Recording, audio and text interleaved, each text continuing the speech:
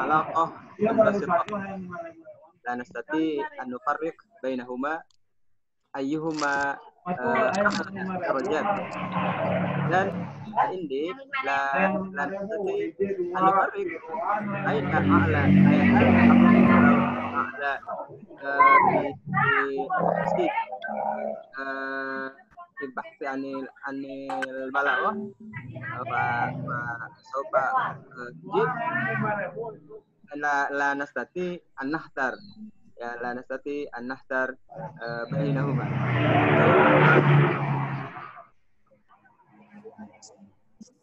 Ayo, coba di gimana Pak Ulin?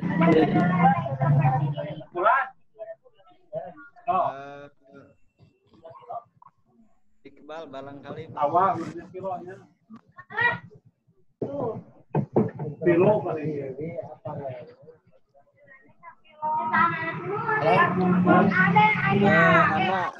asma'u min Profesor Aziz fi waqti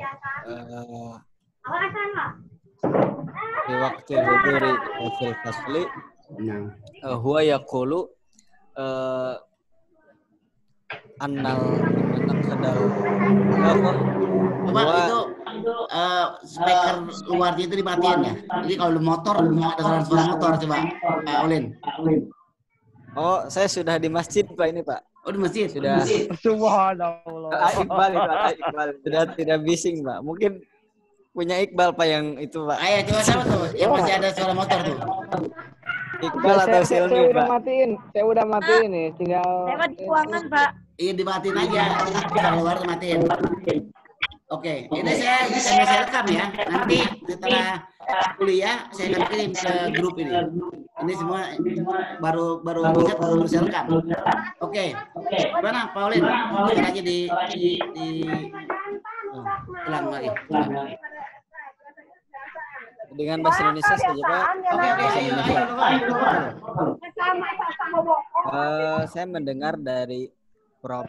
Aziz waktu dia menyampaikan ketika di kelas dia menyampaikan bahwa naqdul balaghah itu adalah susunan yang paling tinggi dalam ilmu balaghah. Jadi susunannya itu kalau tidak salah itu ada di atas ilmu balaghah kalau tidak salah. Saya mohon penjelasannya gitu Pak. Ada yang lain berkontribusi. Jawaban Pak membantu Pak Ulin. Ayo asdiqah alladhi yastati an naqumu bi musyarakah ma Ustaz Ulin atau ana alladhi aqumu bi bahsi. Saya perjelas lagi ya Pak pertanyaannya Pak. Naam, isma'u ayo asdiqah isma'u soal min Ustaz Ulin Nuha. Jadi ada balaghah, ada naqdul balaghah. Itu yang paling yang paling tinggi peringkatnya itu yang mana gitu loh Pak. Kalau misalnya saya lihat di di Prof Aziz itu di tulisannya itu urutannya itu ada balaghah lalu ada naqdul balaghah. Apakah dua-duanya tersebut itu memang beda tingkatan atau memang seperti apa gitu Pak? Apakah memang begitu penting sekali atau tidak gitu pembahasan naqdul balaghah itu? Terima kasih. Oke, طيب. السؤال واضح. كيف أنتم المشاركوا معنا في هذا البحث؟ أستاذ سعاد أو إقبال شارك معنا؟ أستاذ. تفضل يا سعد. صوت. Kalau menurut saya antara balaghah dan naqdul balaghah itu memang dua hal yang berbeda menurut saya. Kalau balaghah itu bisa dikatakan itu adalah produk, sementara naqdul naqd itu adalah wasilah. Jadi bagian daripada menganalisa sebuah nas ataupun nusus, nilai daripada nusus itu. Nah, jadi ketika ada pertanyaan dari Kang Ibnu, apakah naqdul balaghah itu statusnya lebih tinggi, kira-kira begitu daripada balaghah itu sendiri? Saya kira kuliah kita untuk menyatakan bahwa naqdul balaghah itu lebih tinggi daripada balaghah. Jadi intinya kilahuma alaqah itu ya. Alaqah yang sangat kuat, alaqah wasiqah gitu. Itu mungkin sekilas pandangan saya. Apakah sangat penting atau tidak, Pak? Tentu saja sangat penting. Karena itu kan menganalisa sejauh mana kualitas daripada sebuah nusus. Lalu kenapa di pesantren-pesantren tidak dipelajari naqdul balaghah kalau memang itu begitu penting?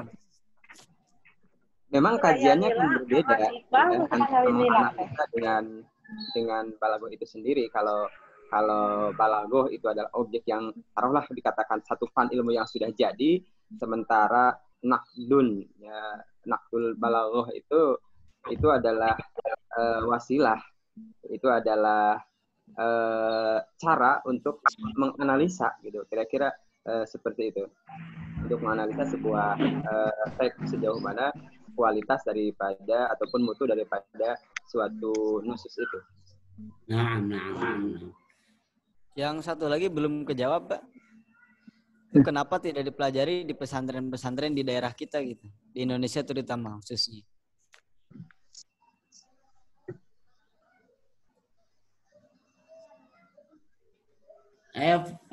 Anak ijabah ya Ustaz Sa'ad. Oh, Lima dalam ya karena memang saya kira naqdul balaghah itu bukan satu fan ilmu yang berdiri sendiri, Ustaz. Ya, bukan fan ilmu yang berdiri sendiri, melainkan ia bisa dikatakan mungkin variabel gitu. Variabel dari ataupun alat untuk menganalisa. Dalam konteks ini ya tentang balaghah seperti itu. Makanya mungkin kita sulit kalau untuk mengkaji di pesantren-pesantren tentang naqdul balaghah, kitab khususnya. Ya, kitab khususnya itu yang mengkaji tentang itu. Saya kira demikian, Ustaz. Oke, baik. Pak Ulin, Anda istimewah dari Islam. Mungkin عندكم إجابة قبل أن أقوم ببحثه عن سؤال من حضراتكم. Mungkin ada kali penambahan atau gimana dari Pak Ulin? Dari Iqbal belum, Pak? Belum. Ustaz Iqbal wa Ustazah Silmi. Tafadhal Ustaz Iqbal. Ma ra'yuk an soal bin Ustaz Ulin Muha? Qabla an aqum bi bahsi.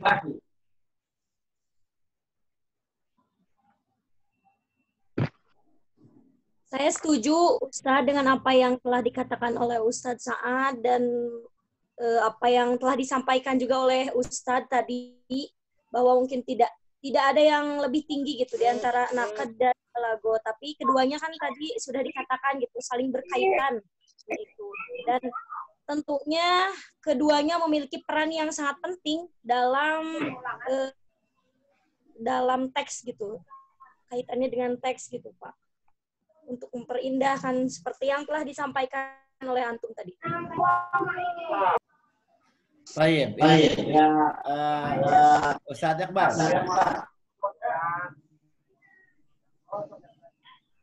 Ustaz Iqbal. Ini Ustaz Iqbal sinyalnya di mana nih? Makanya takut sinyalnya.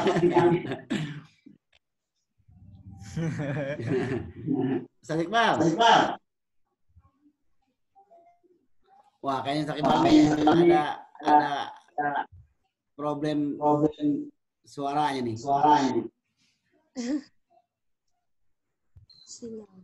Atau faktor kuota kali ini. Oke.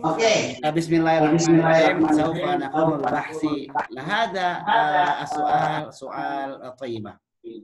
Ini mungkin saya juga baru ini. Wahada huwa soal awal marrah sami'tuhu an limadha lam nastakhdim atau lam yudarrisu khasan fi mahad pesantren an an-naqd al-adabi.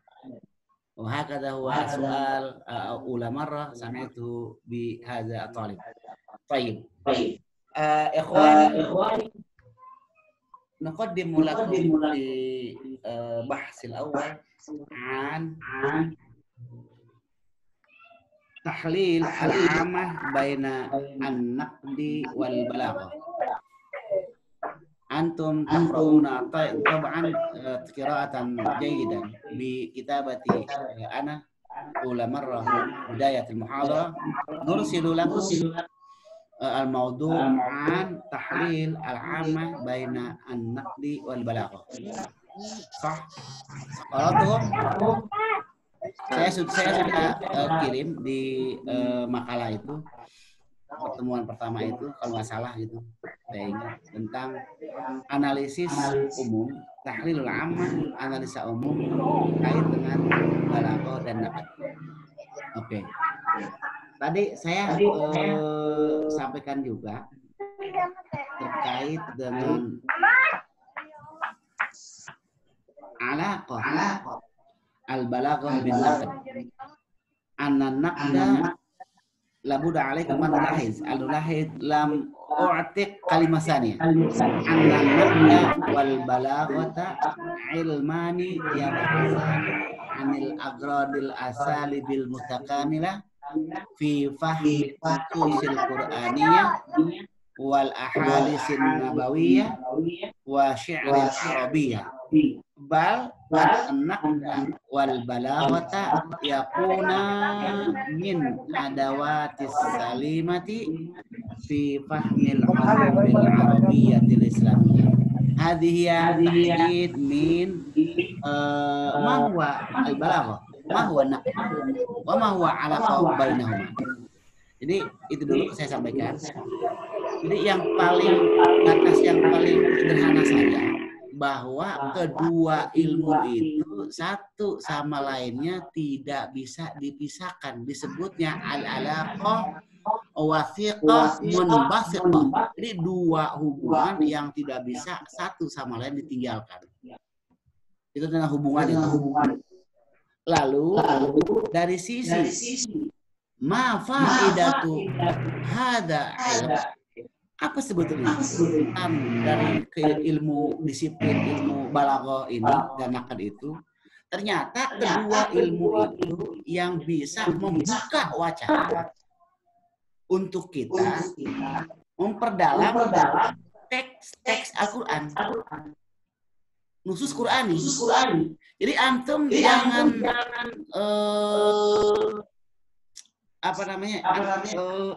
antum jangan merasa nyaman jika banyak bicara tentang Al-Quran, jika banyak bicara tentang Al-Hadis, apalagi dengan zikir, tapi belum paham mahwa ilmu usul. Apa sih sebetulnya ilmu yang dasarnya? Ternyata ketika bicara disiplin ilmu-ilmu yang lainnya, antum tidak akan pernah melupakan kegunaan ilmu balaghah. Jadi balaghah itu bukan hanya terkait dengan makna. Ini saya kayak contoh. Itu Allah Subhanahu wa taala fi nususil Qur'an yaqul ya ayyuhalladzina amanu amin. Ya ayyuhalladzina amanu amin. Pertama aman. Yang kedua aminu. Ya ayyuhalladzina amanu. Kalau kita tulis itu pertama alif lam al mim nun.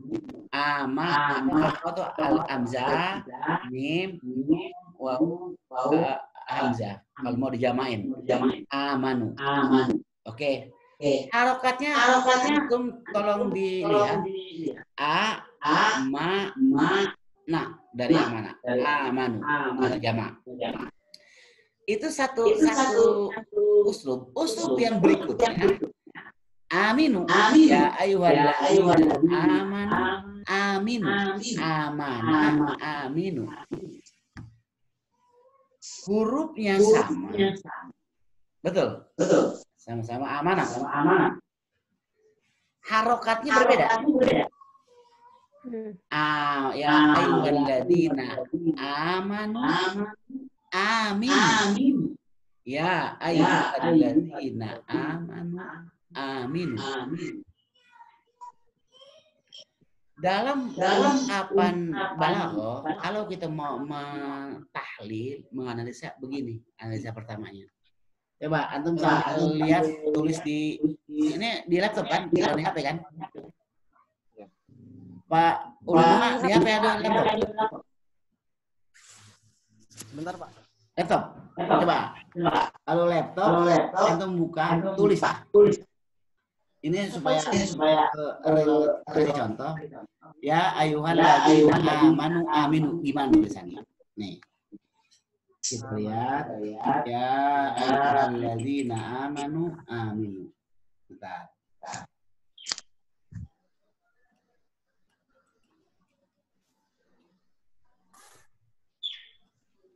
Nanti cara analisanya itu di mana ada kalimat ya ayyuhalladzina amanu amin billahi, pasti ya.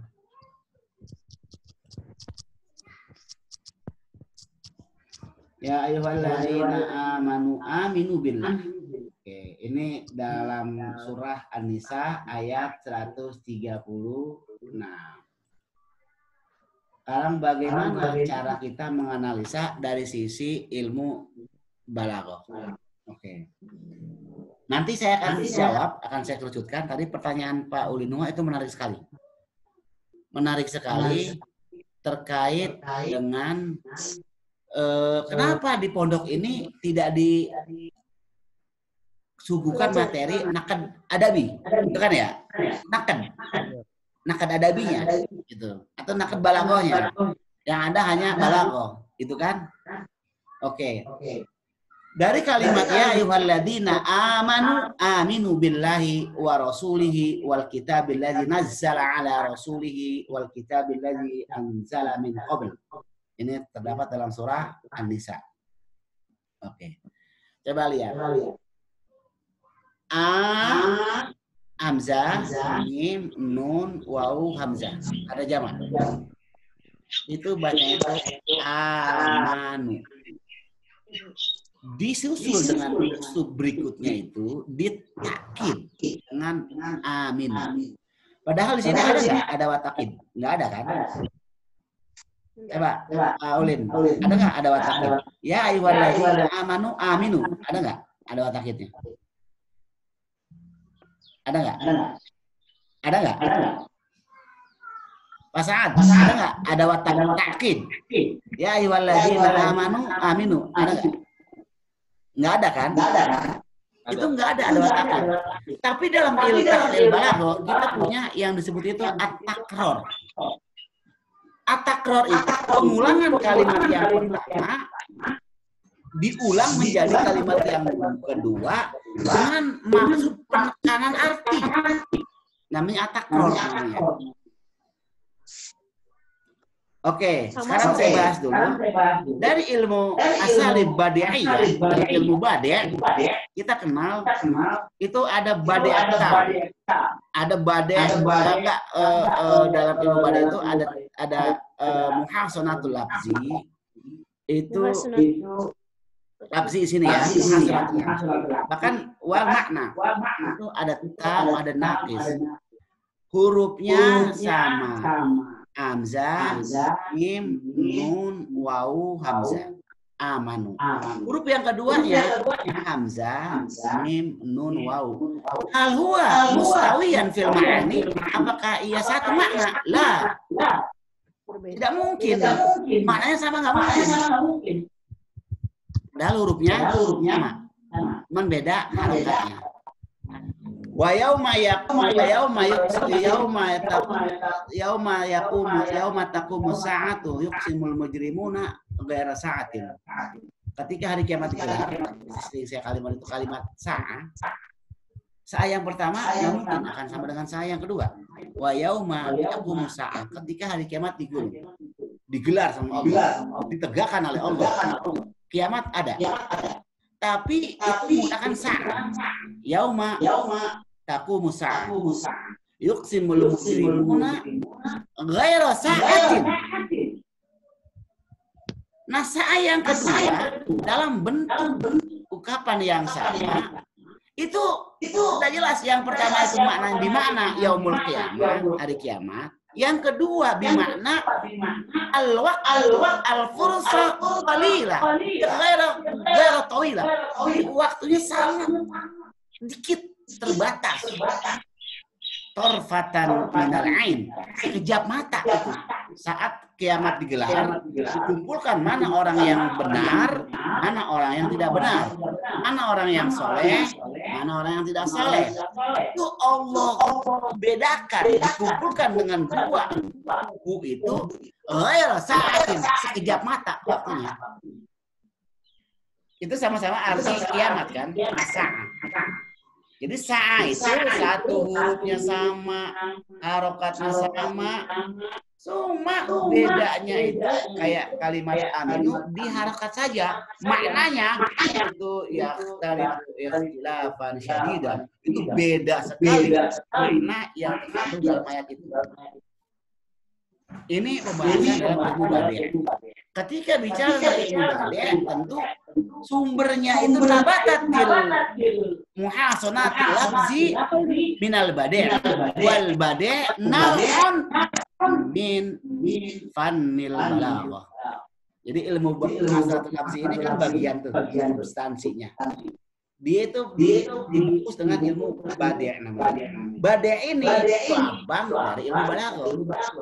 Jadi tetap ini sebenarnya kaitannya in kuntum tuhibbuna an nakhudha ilman minal ulumid diniyah Qur'aniyah kana au hadisiyah kana la budda alaikum an natamassak bi al balaghah al arabiyyah. Kalau kamu ingin disiplin ilmuwan, baik itu Al-Qur'an khususnya atau hadis nabawiyah atau syair atau memahami agama secara syamilah, maka tidak ada jalan kecuali antum kita harus tahu ilmu balaghah. Orang sekarang dia sudah nggak peduli, sembarangan ngomong Al-Quran, tidak tahu apa sebetulnya kandungan Al-Quran. Dari mana diambilnya Al-Quran itu? Terus disiplinnya nanti kemana mengarahnya? Tidak akan bisa Al-Quran dicermati dari berbagai asalib kecuali melalui ilmu al-balaghah. Nah, an-naqd al-balaghi fannun al-funun alladhi yanbaghi 'alaikum an natamassaku. Jadi kedua ilmu ini, disiplin ilmu ini itu harus antum oke. Jadi saya kembali lagi contoh ya ayyuhalladzina amanu mana yu'min billah wa aminu bima'na usbut ala imanikum billah. Di amanah pertama ini itu beriman, tapi aminu itu meningkatkan kualitas iman dengan usbutu Allah ya azza wa jalla, udah tetapkan, jangan diragukan lagi. Setelah kita beriman kepada Allah marji'una la siwaka ghairaka la malja'a illa ilaika. Jadi kalau ini aminu padahal hurufnya sama tapi harokatnya berbeda. Ini cara menganalisa sebagian disiplin ilmu balaghah. Jadi kita oke. Yang kedua tadi, ketika Pak Ulin mempertanyakan mana yang lebih prioritas, begitulah kurang lebih. Mana yang lebih ayyuhuma qimah? mana keduanya itu yang paling berkualitas? Apa balaghah atau nakad? Gitu kan ya. Itu sudah saya sampaikan juga dalam tulisan itu tentang bagaimana balaghah dan nakad berkembang. Termasuk karena itu saya sudah sampaikan tentang bentar saya baca.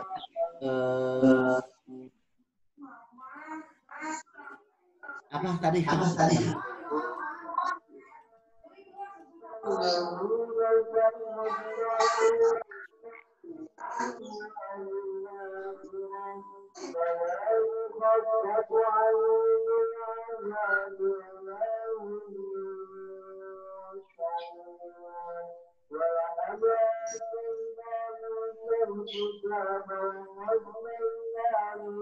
Nih.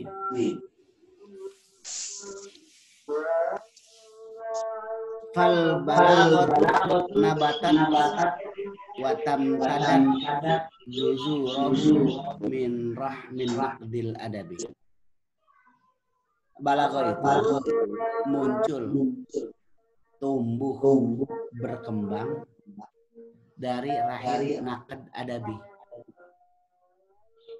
Itu tentang perkembangannya. Artinya karena anak dan balagian wal balaghatan naqdiyan.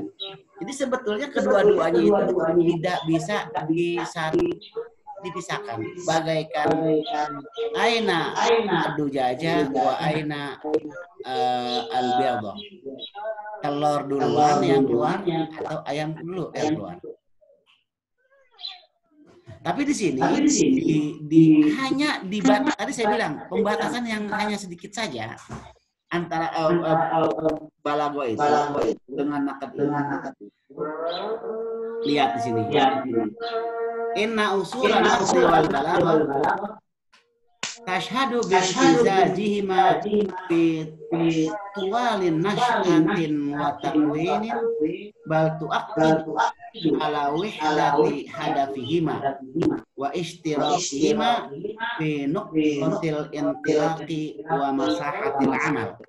Berarti sebetulnya fungsinya sama dia. Balaghah dan sama punya peran, dan peran itu tidak bisa dipisahkan satu sama yang lain. Jadi bahasa saya itu alaqah wasiqah munbasiqah. Jadi hubungan itu nggak bisa dipisah dia satu sama lain, tetap berkait.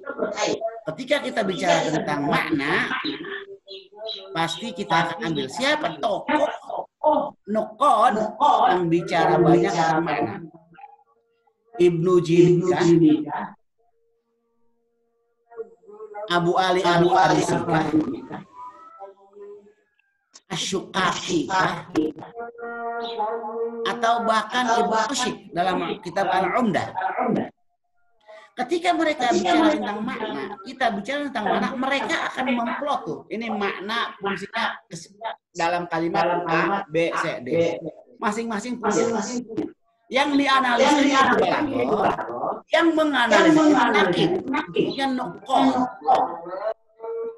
Maka keduanya tidak bisa dipisahkan. Bahkan fal balaghah nabatat tamtaddat min rahim naqdil adabi. Jadi bahkan disebutkan di sini balaghah itu munculnya, berkembangnya, biji-bijinya itu, butir-butirannya itu berawal dari nakad adabi. Sebagian bilang wa'ala qatwa bihi ala qatul juz'i bil qul. Hubungan keduanya maka tidak bisa dipisahkan antara juz dan qul. Saat pernah dengar alaqah majaziyah itu isti'arah majaziyah dan qul? Pernah enggak? Ini dalam contoh majazuhum kalimatun ustumilat fi ghairi aslin lahu qad'udiat fi ulqatin ma'a qarinatin atat li fahmin nususi in batat. Terus wa in kana alaqatu juz'iyah fa isti'aratun bila munaza'ah. Jadi gini, la usallibannakum fi juzu'in nakhli. Saya pancung, ini yang cerita tentang Nabi Isa. Kan? La usallibannakum fi juzu'in nakhli. Nah, Fir'aun ya, Fir'aun. Nabi Isa maksudnya. Fir'aun sama Musa ya. La usallibannakum fi juzu'in nakhli. Saya sembelih, saya salib kamu itu di kurma. Maksudnya itu bukan tangkal kurma, pelapa kurmanya, tapi di pohon kurma. Yang begitu min babi itlaqil juz wa iradatil mahal. Yang dimaksud sebagiannya, tapi yang dimaksud itu adalah tempatnya. Ada mimbabi itlaqil juz wal qul, mimbabi itlaqil mahal wal hal, mimbabi itlaqil juz wal hal. Itu banyak sekali dalam ilmu balaghah. Nah, itu isti'arah. Oke, saya kembali lagi. Bahkan alaqah hubungan keduanya itu disebutkan itu alaqatuha bihi alaqatul juz'i bil qul. Alaqah juz dan alaqah hubungan sebagian dengan keseluruhan. Artinya la yajuzu alaina an nufarriq juz'an ba'duhum bi ba'din. Kita tidak boleh, bahkan susah untuk memisahkan keduanya karena punya alaqah yang begitu kencang. Termasuk al-asalib al-mutakamilah yang bagi alaina an natamassak bihadzal ulum. Kalau kita ingin tahu tentang usul gaya bahasa Al-Qur'an yang paling indah, kita akan ketahui ya harus masuk. Kita tahu dulu tentang ilmu balaghah. Saya pastikan nggak akan bisa. Orang itu kalau bicara tentang keindahan lafaz Al-Quran, keindahan makna Al-Quran, tidak akan bisa mengungkapkan itu kecuali dia paham dengan ilmu balaghah. Ini sebetulnya sastra-sastra yang paling top itu bukan sekelas siapa yang menciptakan lagu Indonesia Raya? W.R. Supratman ya? Semacam Rendra, bukan. Jadi juga tokoh-tokoh ulama-ulama kita ini Naqib al-Muqad. Ini semuanya sastrawan-sastrawan yang begitu indah mengemas buku Al-Quran. Jadi itu salah satu bahwa Al-Quran mu'jizatun kubra ala Mustafa sallallahu alaihi wasallam bi'ijazi lughatihi. Justru Al-Quran dalam perspektif kita ahli bahasa ini. Kenapa Al-Quran disebut mukjizat? Karena kandungan kata-kata dan lafaz yang tersusun itu yang begitu hebat mendandingi semua perkataan bangsa Arab saat itu. Itu sebetulnya mukjizat yang paling tentang Al-Quran dalam perspektif kita ahli sastra, dalam perspektif kita ahli bahasa. Jadi bahasa itu, jadi Al-Quran itu yang menjadi mukjizat paling besar karena kata-kata Al-Quran. Uslub Al-Quran. Bismillahirrahmanirrahim. Wadduha wal-laili idza saja ma wadda'aka rabbuka wa ma qala. Terus sama tadi uslub itu. Qul huwallahu ahad. Allahus samad. Lam yalid wa lam yulad wa lam yakul lahu kufuwan ahad. Itu dalam ilmu arud disebutnya disebutnya qawafi dal. Jadi dal. Arudul kursi. Betul nggak? Jadi hadhihi mu'jizatul Quran al-kubra. Ini sebetulnya mu'jizat Al-Quran yang terbesar. Jadi i'jaz Al-Quran itu dilihat dari sisi bahasanya dalam perspektif kita ahli bahasa melihatnya. Jadi bukan karena mukjizat Nabi Muhammad SAW itu bahwa Al-Quran ini malam Lailatul Qadar, terus lagi Al-Quran ini dari segi al-fawaid wa an-nafaih wa an-nafahat rahmaniyah, itu bukan dari sana-sana kalau kita mengkaji tentang mukjizatan Al-Quran. Jadi mukjizat Al-Quran itu dalam perspektif kita ahli bahasa, kita ahli sastra, dengan kata-kata itulah huruf demi huruf. kalimat demi kalimat itu yang membuat tunduknya ahli sastra zamannya Rasulullah Sallallahu Alaihi Wasallam. Ya kan ketika zaman jahiliyah itu bahasa Arab itu sudah menjadi bahasa yang paling kuat, yang paling bagus, dan yang paling istimewa. Sehingga orang-orang Arab dia selalu membandingkan siapa di antara kabilah-kabilah yang paling bagus membuat narasi dalam sebuah puisi. Puisinya ketika bagus di kalangan para kabilah, maka yu'allaq ala babil Ka'bah, digantung itu puisinya di pintu Ka'bah. Berarti kabilah itu yartaqi murtaqiyan inda qabailil akhir. Dia punya keutamaan di antara para kabilah yang lain, punya keistimewaan kalau sudah bisa membuat puisi dengan ciri khas sastra yang tinggi itu pada zaman asrul jahili. Kalau menang digantungkan dalam Ka'bah. Rasulullah Sallallahu Alaihi Wasallam dengan mukjizat Al-Qur'annya itu mematahkan semua sastrawan yang saat itu sudah sangat populer dan sangat besar dengan bahasa Arabnya itu takluk dengan ungkapan 1-2 kata dalam Al-Qur'an.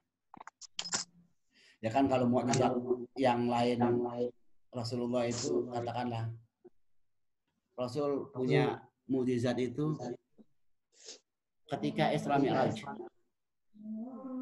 di Masjid Aqsa Palestina.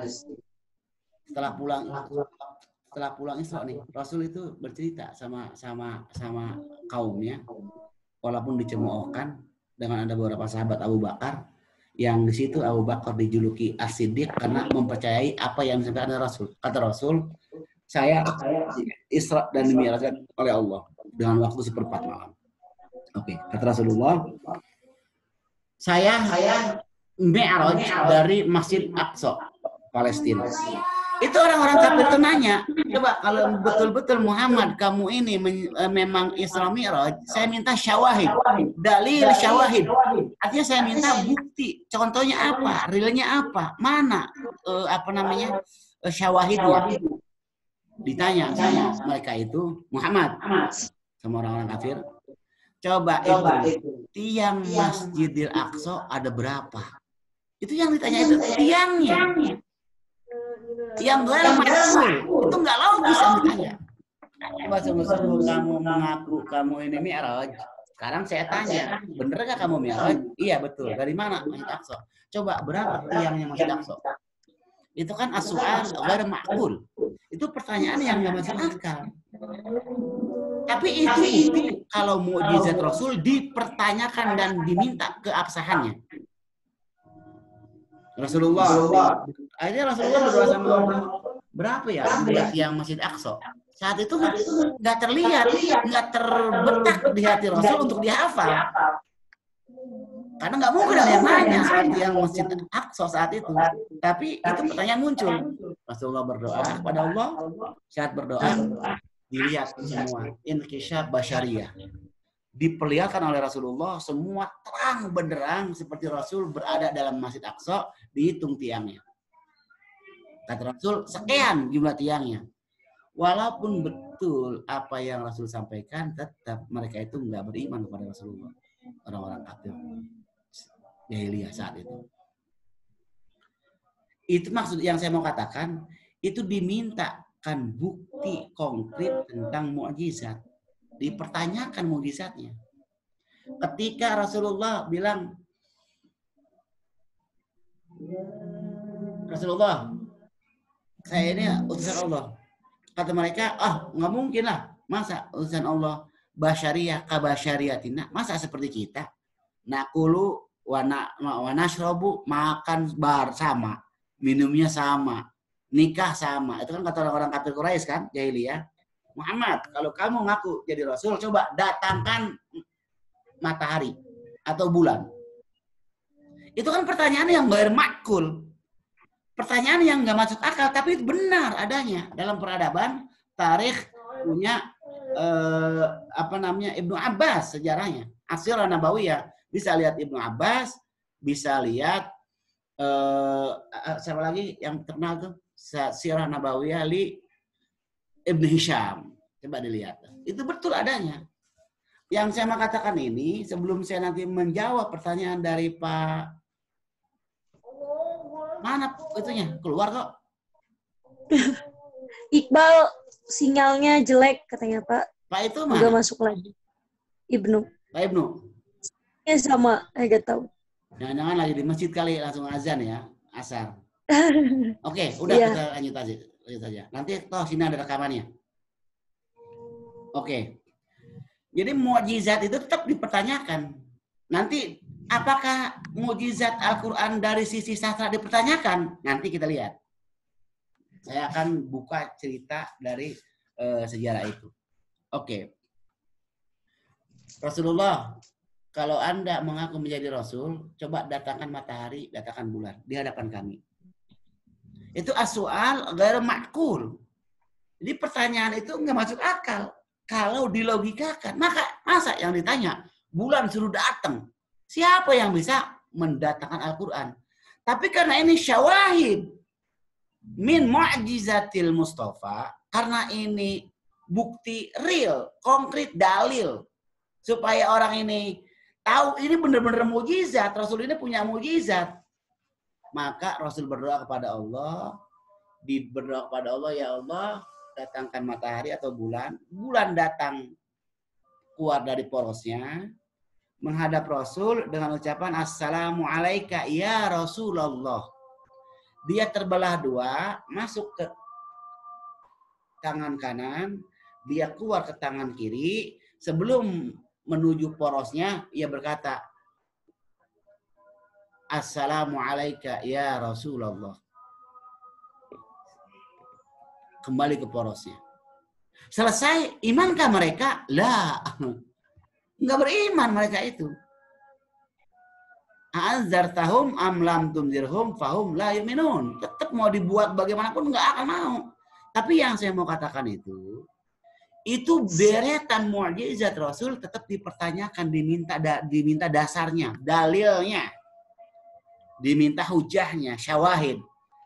Tapi untuk kajian kita sastra itu, ketika orang-orang kafir Quraisy jahiliyah yang saat itu memang betul-betul kualitas sastra sedang tingginya di zaman itu, kayak Abu Bakar sastrawan, Umar sastrawan, apalagi Umar itu sastrawan semuanya, tokoh-tokoh sastra yang mereka itu ahli dalam bidang ilmu sastra, dari ilmu balaghahnya, dari ilmu bayannya, dari ilmu badi'nya, dari ilmu ma'aninya, belum lagi ilmu arutnya, apalagi nahunya, sorobnya, arutnya. Itu kan dalam satu kesatuan.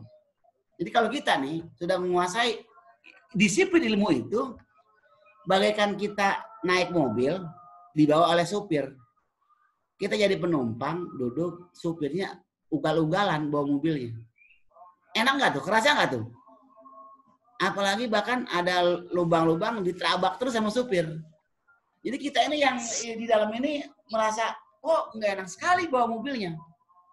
Itu begitu. Sama dengan orang yang baca nusus Quran, entah itu baca hadis, baca Quran, salah. Kita itu yang paham dengan disiplin ilmu itu merasa bagaikan kita naik mobil dibawa di banyak gajlukan. Keras satu.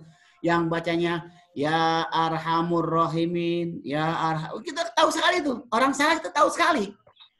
Makanya kalau orang banyak yang juga stres juga kalau dihadapkan oleh ahli sastra atau ahli bahasa, dia mengungkapkan bahasa dalam sebuah orasi.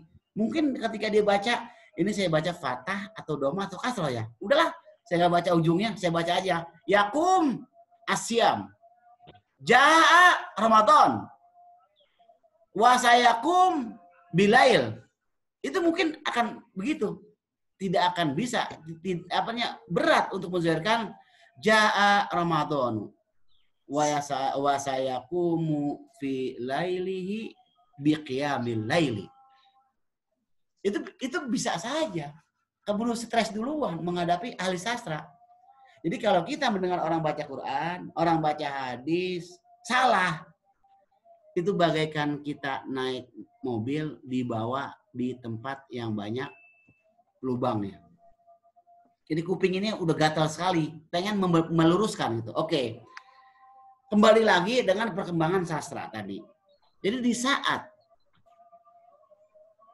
mukjizat yang lain diminta syawahid, diminta dalil hujahnya tentang kebenaran mukjizat itu, tapi dengan bahasa kafir Quraisy jahiliyah itu tidak minta syawahid. Saya kasih contoh. Ketika Rasulullah SAW mengatakan, Qul huwallahu ahad, Allahus somad. Lam yalid walam yulad walam yakul lahu kufuwan ahad. Atau surat yang lain. Iqra bismi rabbikal ladzi khalaq. Khalaqal insana min 'alaq. Iqra wa rabbukal akram. Alladzi 'allama bil qalam. 'Allamal insan ma lam ya'lam. Itu dalam ilmu arut itu kofiahnya kofiah kof dengan kofiah dal semuanya. Ini tersusun tuh ujungnya itu. Ketika satu ayat diungkapkan oleh adik dari Umar ibn Khattab, Asma itu qaf wal Qur'anil Majid. Qaf. Terus itu ungkapannya itu begitu indah dengan qawafinya. Ketika dengar kata-kata itu, orang-orang kafir Quraisy, para udaba, ahli-ahli adab sastra itu bingung. Ini siapa yang ngomong? Siapa yang bicara? Begini indah bentuknya. Contohnya saja, Qul huwallahu ahad. Ini siapa yang bicara ini? Kok uslubnya begitu tertata? Dari qawafi dal semuanya. Kalau tadi saya bilang itu qaf wal Qur'an, coba qaf wal Qur'anil Majid. Qaf wal Qur'anil Majid. Coba qaf. Bentar, saya ini. Oke. Ini di sini tadi dikatakan itu yang saya bilang qaf. Bismillahirrahmanirrahim. Qaf wal Qur'anil Majid. Bal ajibu an ja'ahum munzirun minhum faqala al-kafiruna hadza syai'un ajib. Wal Qur'anil Majid. Hadza syai'un ajib. Aiza mitna wa kunna turaban ba'da dzalika raj'un ba'id. Al-Majid wa al-Ba'id. Qafiyah dal dalam ilmu arud. Oke? Nukotnya dal. Qad alimna ma nanqusul ardu minhum wa indana kitabun hafiz. Tadi itu ada ajibba, lalu hafiz. Oke? Nanti kembali lagi nih, lihat ini. Bal kazzabu bil haqqi lamma ja'ahum fahum fi amrin marij. Itu ungkapan jin, zo, ba, ini dalam ilmu bahasa itu yang mutasawiyat, itu sama penyebutannya hampir sama. Orang bisa soledat. Oke. Belum lagi ayat-ayat yang lain kayak tadi alam nasrah laka sadrak wa wada'na an kawidrak ladian pada itu. Nah, orang-orang sastrawan jahiliyah saat itu berkata, Malladhi yaqulu hadhil kalimatil murihah. Siapa yang mampu mengungkapkan uslub bahasa yang begini indah? Ini kata mereka nih, setelah dengar ayat Quran. ada yang bisikin, itu yang ngomong Muhammad. Langsung mereka bilang sendiri, la yumkin Muhammad an natakallam bihadhil asalib. Enggak mungkin Muhammad bicara dengan uslub ini. Kan kita tahu Muhammad masih bocah. Muhammad masih begitu belia usianya. Kita ini yang ahli-ahli sastra, ahli ilmu balaghah, ahli ilmu arud, ahli ilmu qawafi, ahli ilmu mantik dan lainnya. Kita tahu sekali ini pasti bukan omongan Muhammad. Justru mereka yang membantah. Tadi kan saya kasih contoh pertama, justru Rasulullah ngaku menjadi Rasul, ditanya, Rasul Muhammad, kalau kamu ngaku menjadi Nabi, coba datangkan matahari. Kalau kamu benar-benar Isra Mi'raj, coba hitung berapa tiang Masjid Aqsa. Tapi ketika dalam konteks perspektif sastra, ketika Rasulullah katakan dalam wahyu Allah, alam nasrah laka sadrak atau qaf wal Qur'anil Majid bal ajibu dan sebagainya. Alhamdulillahi rabbil alamin. Ar-Rahmanir Rahim. Nun dengan mim itu huruf yang berdekatan. Syafatain. Susah orang itu membedakan itu huruf yang berdekatan. Maliki yaumiddin. Nun lagi. Iyyaka na'budu wa iyyaka nasta'in. Nun lagi. Jadi keindahan itu, kata mereka orang-orang kafir Quraisy, manil ladzi yaqulu bihadhil kalimatil murihah. Siapa yang mampu mengungkapkan bahasa yang begini indah? Mereka sendiri yang nanya tuh. Kalau tadi kan Nabi Muhammad bilang, woi, saya Nabi nih. Coba kalau betul-betul Nabi datangkan matahari. Ketika Al-Quran itu menyentuh ke mereka itu, mereka bertanya, wah ini pasti bukan perkataan Muhammad. Karena Muhammad kan masih begitu belia, masih belia sekali. Masih muda, keilmuannya masih belum seberapa. Karena kita ini para sastrawan Arab.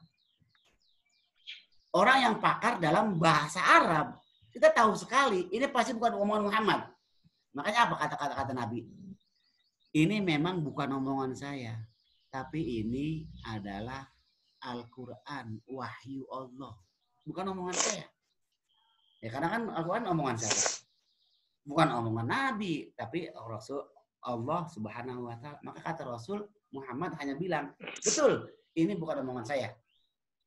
La yantiqu anil hawa in huwa illa wahyu yuha. Saya nggak pernah bicara.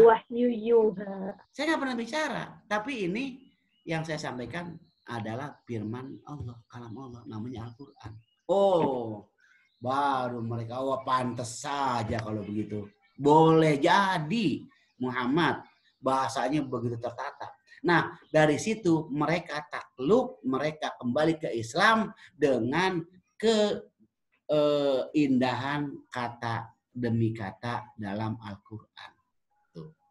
Beda kan cara pandang kita melihat mukjizat sisi sastra dengan mukjizat yang lain.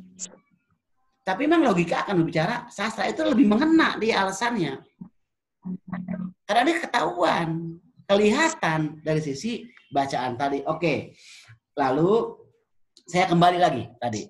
Walaupun Pak Uli Nuha kayaknya udah keluar, tapi nanti mudah-mudahan bisa masuk lagi gitu. Biar dia bisa dengar apa yang kita sampaikan. Oke.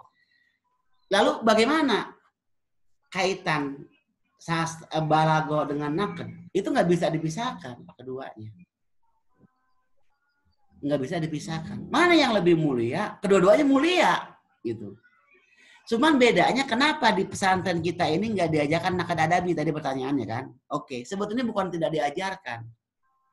Kalau di pesantren itu masih terlalu salaf, terlalu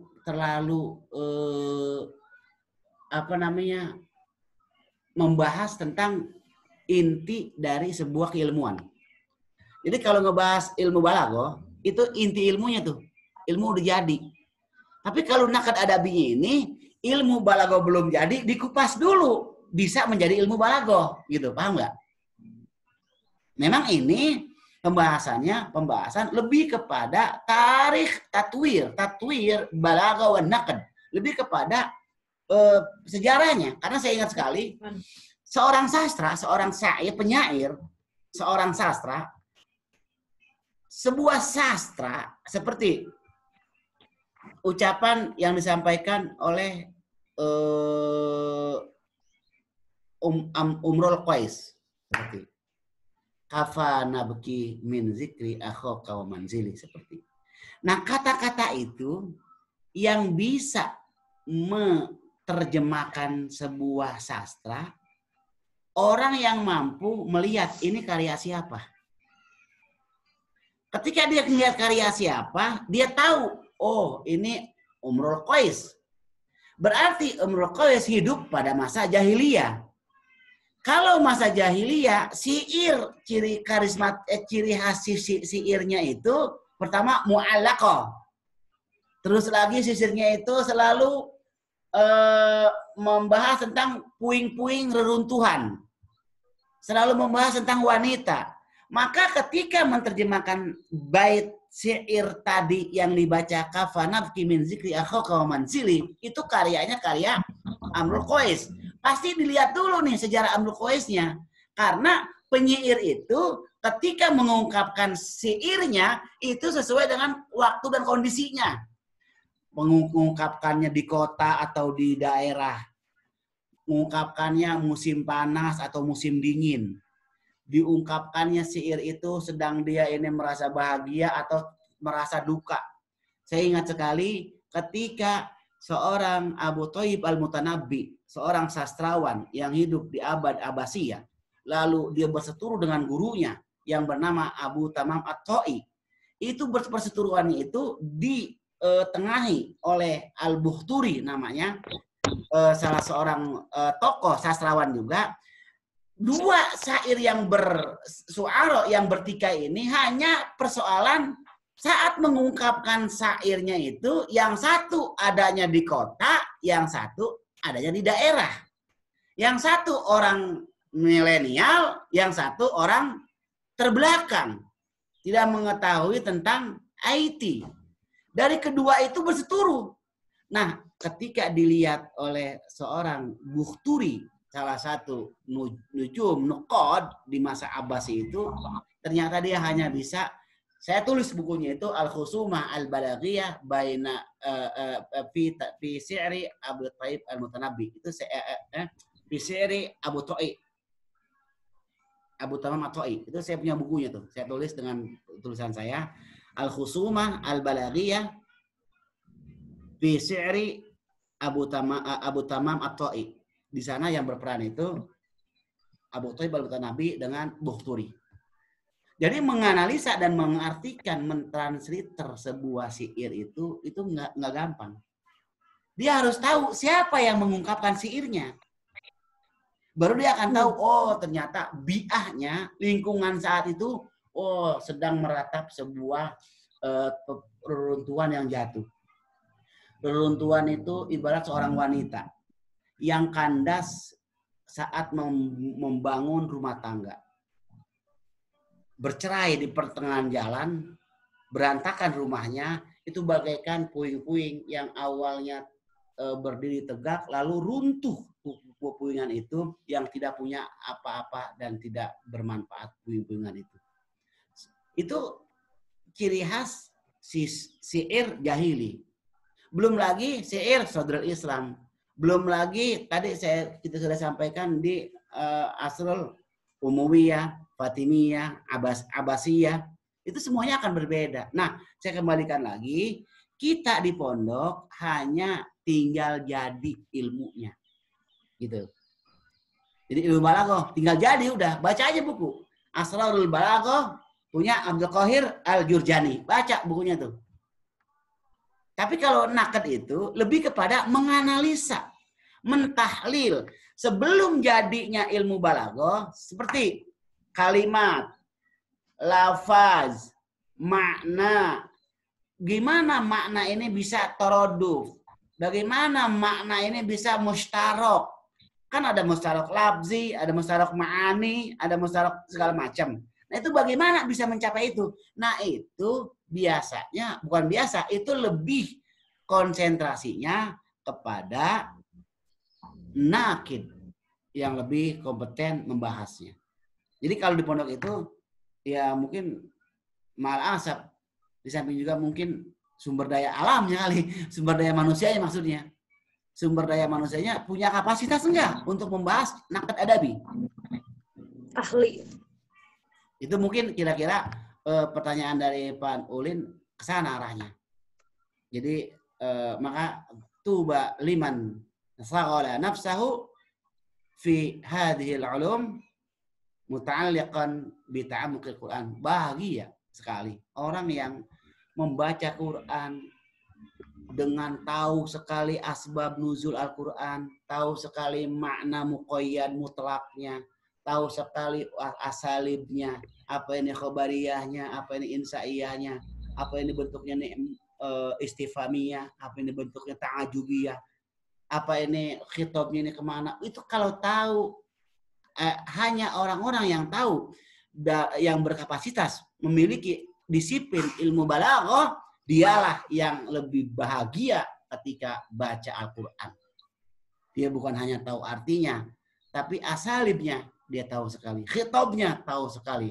Maka dari itu, tadi saya kembalikan lagi dengan perkataan kita yang pertama itu, kalau kita ingin, saya ulangi lagi, kalau kita ingin betul-betul menguasai disiplin ilmu agama, fikihnya, warisnya, syariahnya, terus lagi usuludinnya, semua disiplin ilmu agama, jangan ribet-ribet jauh-jauh, perdalam dulu ilmu balaghah.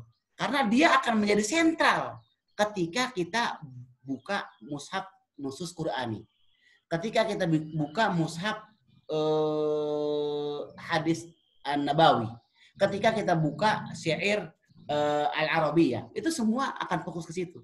Maka wa ma'al asab, saya sayangkan sekali belum bisa orang itu dengan disiplin keilmuan, apalagi terkait dengan ilmu-ilmu balaghah, itu dengan gampangnya, dengan mudahnya berkata, saya hebat sekali. Ini menafsirkan Al-Quran, dia menafsirkan hadis, bicara asal jeplak, padahal salah semua yang dibicarakan. Nah, ini dalam rangka, mari kita nahnu natamassak bihadzal ulum li'anna al-balagha wan naqd wa ilmani la yajuzu alaina an nufarriqa fihima. Jadi kedua-duanya enggak boleh dipisahkan. Mana yang lebih utama? Kedua-duanya utama. Gitu pertanyaannya. Jadi mana yang lebih aula? Kilahuma aula. Kedua-duanya ya punya prioritas gitu. Jadi kenapa di pondok tidak dibahas, tidak dikaji terkait dengan naqd adabi? Ya tadi itu jawabannya. Supaya lebih ringan saja, kita sudah terima jadi sajalah di pondok itu. Ilmu balaghah udah menjadi sebuah ilmu, bukan mentahlil ilmunya. Kalau kita di kampus lebih kepada mentahlil ilmunya. Itu hada muhadaratuna an naqd al-balaghah. Hadil qadiyah khisbah. Memang kalau kita bicara tentang ilmu balaghah naqd itu insya Allah saya nggak akan ada habisnya. Itu memang kita senang sekali memang dengan ilmu itu. Karena kita senang itu ketika mana referensinya Al-Quran. Bacanya kan enak kita kalau Al-Quran. Mana referensinya hadis. Jadi indah sekali memang. Ya mudah-mudahan antum orang Rabbuna yuwafiq Allahumma ja'al Rabbuna yuwafiqakum ala ta'ammuqi hadzal ulum. Mudah-mudahan Allah selalu memberikan arahan bimbingan antum supaya senang dengan ilmu-ilmu balaghah ini. Karena ini ilmu yang sangat luar biasa. Kalau bahasa sih itu hanya kulitnya, Pak. Ilmu bahasa nih itu pernah saya sampaikan kan dalam muhadarah itu. Kalau ilmu bahasa Arab itu baru kulitnya. Jadi maka dalam jurusan kuliah ini gini mungkin. Kalau jurusan tarbiyah itu bahasa Arab kan, di antaranya kan bahasa Arab. Jadi kalau sastra itu jurusannya sastra Arab memang, adab. Jadi setiap orang yang masuk di sastra Arab, adab, sudah pasti menguasai bahasa Arab. Tapi tidak semua orang yang menguasai bahasa Arab, dia tahu sastranya. Nah kebetulan saya memang konsentrasi saya di sastranya. Jadi makanya kalau udah bilang ngaji sedikit terdengar istilah sastra, istilah naqad adabi, istilah balago, itu insya Allah banyaklah referensinya kalau untuk ilmu balago. Tapi saya pastikan tadi sudah saya sampaikan dan sudah saya kirim materinya. Kalau antum ingin menguasai di semua disiplin keilmuan, maka raihlah ilmu bahasa. Ketika antum sudah raih ilmu bahasa, antum jangan cukup dengan ilmu bahasa, harus masuk ke ilmu sastra. Nah, kalau kelimaknya apa ilmu itu? Sastra. Jadi kelimaknya keilmuan itu apa? Keindahannya itu. Ya, ilmu sastra. Adab. Kan dia tahu sekali. Zauk Qur'ani itu hanya dimiliki oleh orang yang tahu. Jadi perasaan Quran. Kita baca Quran nih. Umar ketika dapat ayat azab, dia bersedih.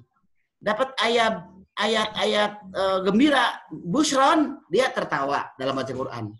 Itu zauknya itu sudah, Quran itu sudah menjadi zauknya. Jadi perasaan itu sudah masuk dalam hatinya karena tahu betul di mana asbab waqa'atil ahdas fil Qur'anil Karim. Di mana kejadian Al-Qur'an saat ayat ini dibaca, saat ayat ini turun, di mana taunya. Terus bukan hanya tahu asbabun nuzul, tapi tahu siapa yang punya aktor dalam turunnya ayat. Rasulullah sedang dihina sama siapa, ini ayat muncul. Itu kan semua kajian dalam masa jahili. Al-asru al-jahili itu yang akan menceritakan. Ya mudah-mudahan ini baru kemarin 3 pertemuan kita baru sekedar ketemu melalui Pak saat meeting room itu kelihatannya kurang begitu kurang begitu efektif lah karena nggak bisa langsung face-to-face kayak begini gitu. Nah keduanya ya mudah-mudahan itu kuliah ini saya sampaikan secara umum begitulah ilmu naqad wal balaghah. Jadi keduanya itu tidak akan bisa dipisahkan. Nanti insya Allah rekamannya pun nanti saya akan kirim. Mudah-mudahan hadhihi liqa'ur rahmah. Jadi pertemuan ini pertemuan yang membawa rahmat. Amin. Karena kita sedang berpuasa gitu kan ya. Kita berpuasa, mudah-mudahan nanti untuk al-liqa al-qadimah sawfa nabhas wa nuridu an nabhas Ustaz Sa'ad kama qulta ma'ana fi WhatsApp grup anta tasta'idda nafsak li qiyamatil bahas fi usbu' al-qadimah insyaallah. Jadi Pak Sa'ad minggu depan itu siapin bahasnya. Hal indakum su'al alladhi nuhaddis wa ma a'jabuka an hadhihi al-bayanat min ulumil balaghah. Li aba hal indakum ayu irsyadat wa ayu tasawulat tafadhal. Ayo Pak Sa'ad. Suara irfa sautak kali. Di usbul qadim Ustaz. Oke. Ana abahad. Aywa. Naam.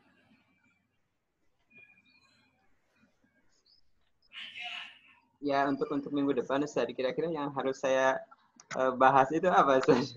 Ayo al-buhus. Jadi itu kan sudah ada beberapa materi yang sudah kita sampaikan kan tuh tentang anasir al-bahas min madatin naqd wal balaghah. Jadi ada beberapa fakultas. Bisa pilih al-balaghatul arabiyyah, bisa pilih al-alaq naqd bil balaghah, atau kalau mau senang sama kajian-kajian itu bisa. Situ tuh qadiyatul i'jazil Quran wa asaru fil balaghah. Jadi artinya tema i'jaz Al-Quran itu yang punya pengaruh kepada ilmu balaghah. Gitu. Atau asaru ulama al-lughah wa nahwi fil balaghah. Jadi peran serta ulama-ulama lughah dan ulama nahwiyah dalam ilmu balaghah. Karena tadi saya bilang, jadi setiap nuqad atau sastrawan, dia pasti menguasai ilmu bahasa. Tidak setiap bahasa menguasai ilmu sastra. Makanya di sini ada tuh kan asaru ulama il-lughati wan nahwi fil balaghah. Kan peran pengaruh besar ulama-ulama balaghah, linguistik namanya, dengan ulama-ulama nuhat, nahwiyah itu dalam ilmu balaghah. Banyak, silakan aja dipilih. Nanti minimal 1 hari qabla ayyam minal muhadarah irsilha al-mawdu'. Jadi sebelum 1 hari sebelum untuk kuliah, paling hari Jumat, itu di grup dikasih aja materinya biar nanti teman-teman bisa baca. Wa hadhihi ya kauna aywa ya Silmi, al indaki soal wala naktabi bi hadhihi bahsina. Ayo Silmi, ada pertanyaan? Cukup? Enggak, Pak. Cukup. Cukup. Oke, mudah-mudahan apa namanya hada liqa rahmah karena hada syahrul rahmah wa rahimallahu lana jami'an bi maghfiratih wa insyaallah naltaqi fi usbu' al-madiyah nahnu muhadarah hawalai 3 atau 4 saat muhadarah naqum muhadarah 4 atau 3 saat li hada al-bahs wa tamanna min Allah annakum fi afiyah wa dumtum fi amanatillah wa dumtum fi rahmatillah azza wa jalla wa ma'as salama ila liqa. Assalamualaikum warahmatullahi wabarakatuh. Waalaikumsalam. Syukran katsiran, Ustaz. Syukran. Jazakumullah khairan katsiran. Oh ya, insyaallah. Salim nih ma'al asdiqa. Insyaallah saya panursil video di grup insyaallah. Syukran. Assalamualaikum. Assalamualaikum.